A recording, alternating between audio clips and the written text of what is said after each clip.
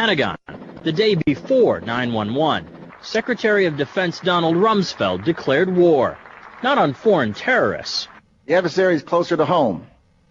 It's the Pentagon bureaucracy. He said money wasted by the military poses a serious threat. In fact, it could be said that it's a matter of life and death. Rumsfield promised change, but the next day, the world changed. And in the rush to fund the war on terrorism, the war on waste seems to have been forgotten. My 03 budget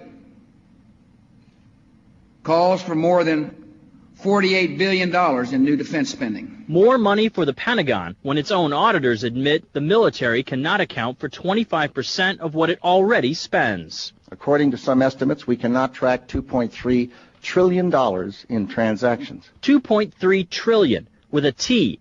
That's $8,000 for every man, woman, and child in America. To understand how the Pentagon can lose track of trillions, consider the case of one military accountant who tried to find out what happened to a mere $300 million. We know it's gone, but we don't know what they spent it on. Jim Minery, a former Marine turned whistleblower, is risking his job by speaking out for the first time about the millions he noticed were missing from one defense agency's balance sheets. Minery tried to follow the money trail, even crisscrossing the country looking for records. The director looked at me and he says, "Why do you care about this stuff?" It took me aback, you know. My supervisor asked me why I care about doing a good job. So he was reassigned and says officials then covered up the problem by just writing it off. They got to cover it up. That's where the corruption comes in. They've got to cover up the fact that they can't do the job. The Pentagon's Inspector General partially substantiated several of Minery's allegations, but could not prove officials tried to manipulate the financial statements. 20 years ago, Pentagon employee Franklin C. Spinney made headlines exposing what he calls the accounting games.